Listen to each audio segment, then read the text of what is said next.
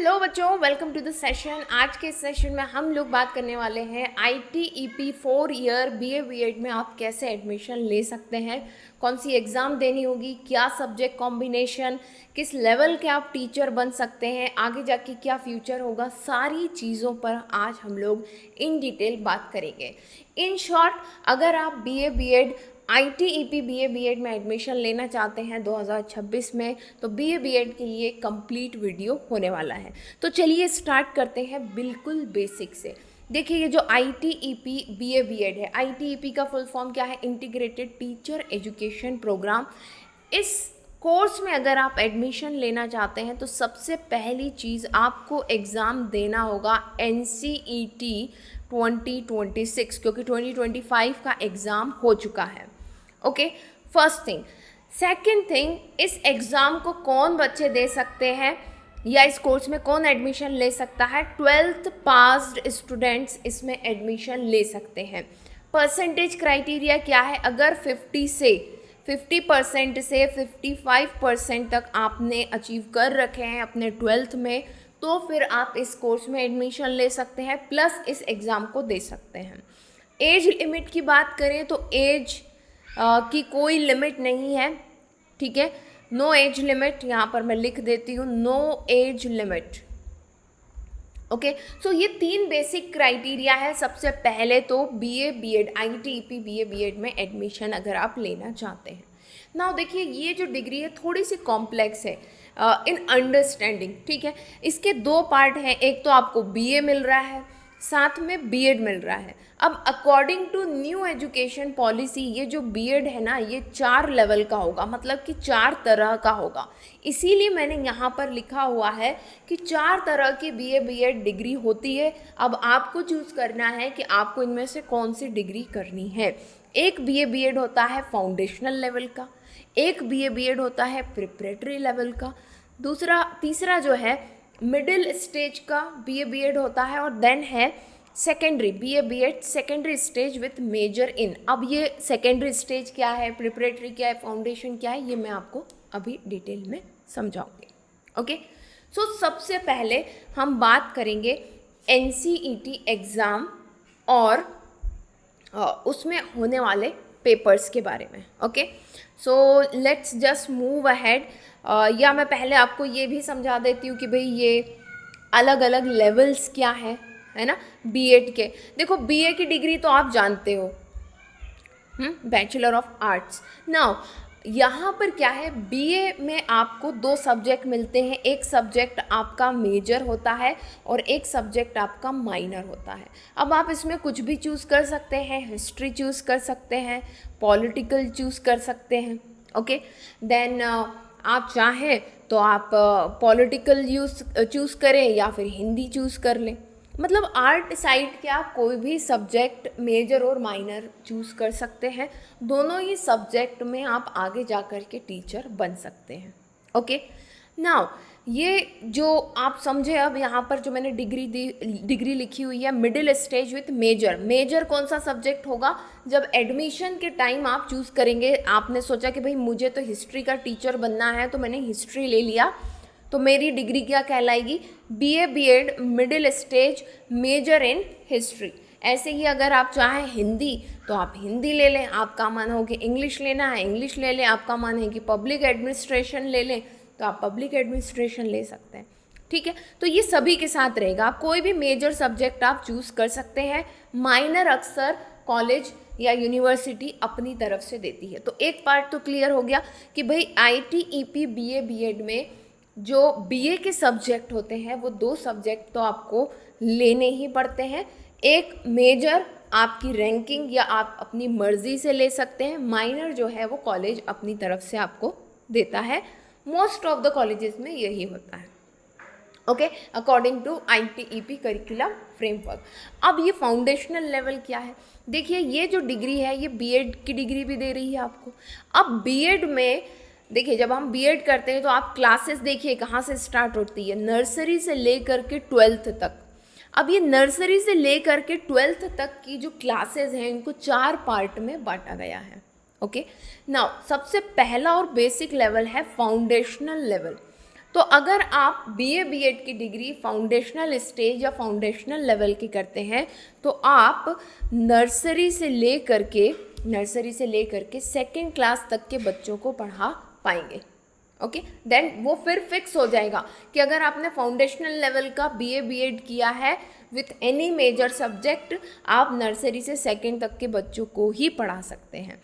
Then फिर third से ले करके फिफ्थ क्लास तक के बच्चे प्रिपरेटरी लेवल के होते हैं। तो अगर आपने प्रिपरेटरी लेवल का बीए बीएड करा है, दैट मीन्स आप थर्ड से लेकर के फिफ्थ क्लास तक के बच्चों को ही पढ़ा सकते हैं। मिडिल स्टेज की बात करें तो सिक्स्थ से लेकर के एट्थ तक की क्लास के बच्चों को आप पढ़ा पाएंगे, ओके, जिसको हम जनरली कहते हैं टीजीटी।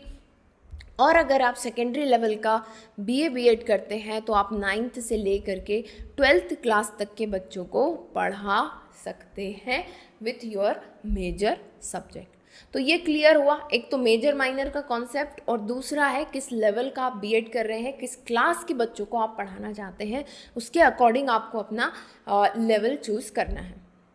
ठीक, चलिए, ये तो हो गई बेसिक बात कि भाई ये डिग्री का स्ट्रक्चर है। तो अब आपकी डिग्री कैसे बनेगी, बिल्कुल इस तरह से। अगर आपने बीए बीएड फाउंडेशनल किया है मतलब कि नर्सरी से लेकर के सेकंड क्लास, प्रिपरेटरी किया है मतलब कि थर्ड से लेकर के फिफ्थ तक के बच्चों को, मिडिल किया है तो सिक्स्थ से लेकर के एट्थ तक के बच्चों को, और अगर सेकेंडरी किया है तो नाइन्थ से लेकर के ट्वेल्थ तक के बच्चों को आप पढ़ा सकते हैं। That is very easy. I hope now you all understand ये कॉन्सेप्ट क्या है।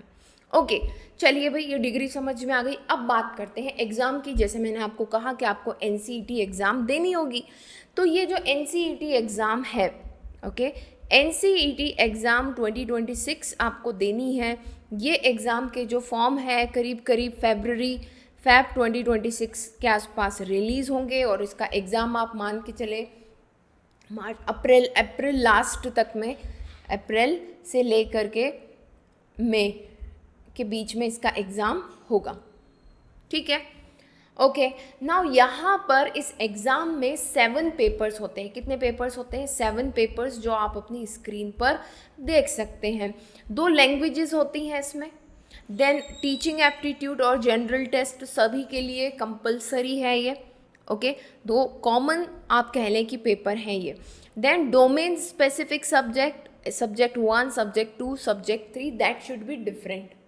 अब जैसे कि आपको बीए करना है तो आपको बीए से रिलेटेड ही, ओके, ध्यान से सुनना इस चीज़ को, बीए से रिलेटेड ही आपको तीनों सब्जेक्ट चूज़ करने हैं,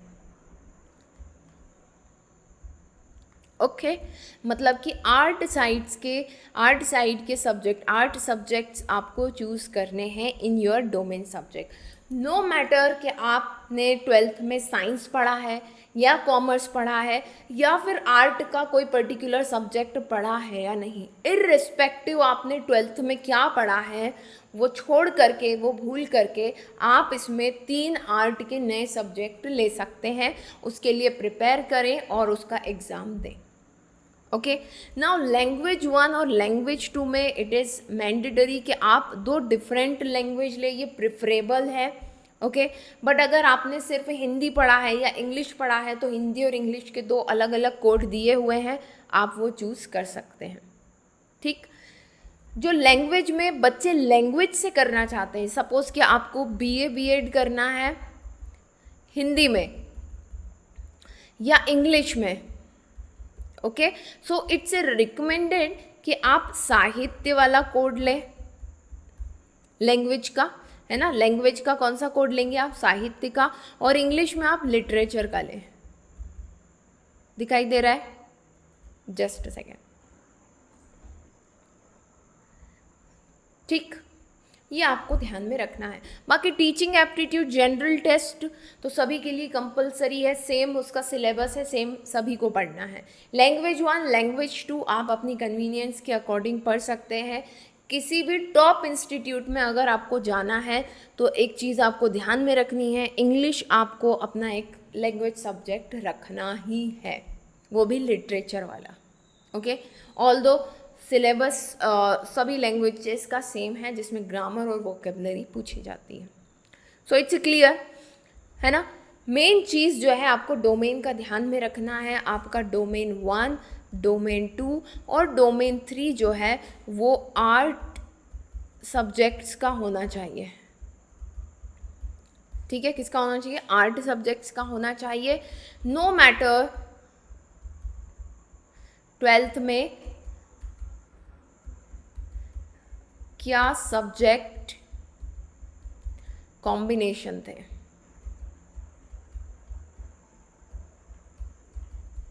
ठीक है, उससे कोई फर्क नहीं पड़ता है। क्लियर? नाउ अगर हम पेपर पैटर्न की बात करें तो आप यहाँ पर देख सकते हैं लैंग्वेज 1 से 23 क्वेश्चन आते हैं, लैंग्वेज 2 से 23, टीचिंग एप्टीट्यूड से 23, जनरल टेस्ट से 28। अब यहाँ पर आपको ऑप्शंस दिए जाते हैं। 23 में से आप 20 क्वेश्चन अटेम्प्ट कर सकते हैं, यहाँ पर भी 23 में से 20, यहाँ पर भी वही सेम सिचुएशन है, मतलब 3 क्वेश्चंस आपको एक्स्ट्रा मिल रहे हैं, आप ऑप्शन ले सकते हैं। ऐसे जनरल टेस्ट में 28 में से 25, 28 में से 25, 28 में से 25, इन टोटल 181 क्वेश्चंस में से आपको 160 क्वेश्चंस को अटेम्प्ट करना होता है। That is maximum. अगर आपको नहीं आते हैं तो मिनिमम का भी कोई क्राइटेरिया नहीं है। ठीक है, वन मोर थिंग, यहाँ पर इस एग्ज़ाम में जस्ट सेकेंड, ये जो एग्ज़ाम है इसमें +4 मार्क्स मिलते हैं सही आंसर पर, है ना, राइट आंसर पर +4 और रॉन्ग पर आपको -1, मतलब कि इस एग्ज़ाम में नेगेटिव मार्किंग है।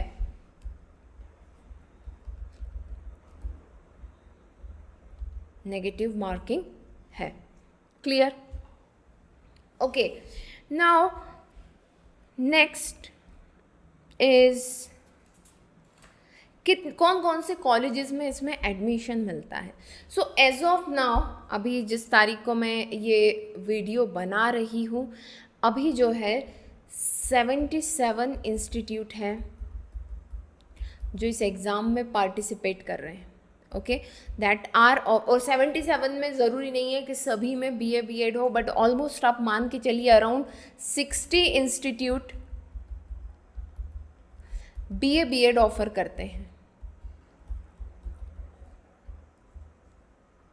Right, so you can take admission in this. And 2026 में हम ये मान के चल सकते हैं कि और भी बहुत सारे इंस्टीट्यूट इसमें ऐड होने वाले हैं। Okay, so not to worry, seats तो बढ़ेंगी ही, ये बात तो पक्की है।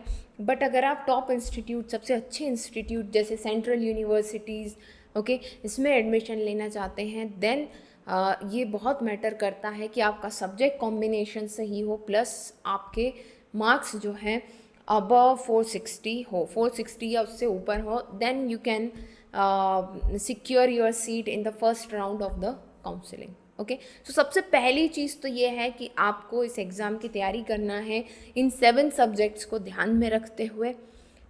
ओके, एग्ज़ाम में जब आप अच्छे मार्क्स अचीव कर लेंगे, देन होती है फिर काउंसलिंग प्रोसेस, जिसके ऊपर हम बात करेंगे इन द लेटर पार्ट। अभी फ़िलहाल में अगर आपको एडमिशन चाहिए BA B.Ed में, ITP BA B.Ed में, तो इतना जानना आपके लिए बेहद ज़रूरी है।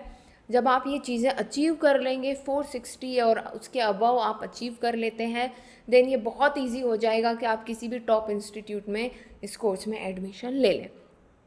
एग्ज़ाम देने के बाद क्या प्रोसीजर रहेगा उस पर हम डिटेल में बाद में बात करेंगे। एज ऑफ नाउ इन चीज़ों को ध्यान में रखते हुए आप अपनी प्रिपरेशन स्टार्ट कर सकते हैं। इसके अलावा भी अगर आपके मन में कोई डाउट रह गया है, so comment section is open, you can drop your queries over there. And आपके कैरियर में कोई और प्रॉब्लम चल रही है, कुछ आप एक्स्ट्रा गाइडेंस लेना चाहते हैं, सो you can drop your message on Instagram also. Okay, so thank you so much for joining in. Soon we will meet into the next session. Till then, bye bye, take care, bye.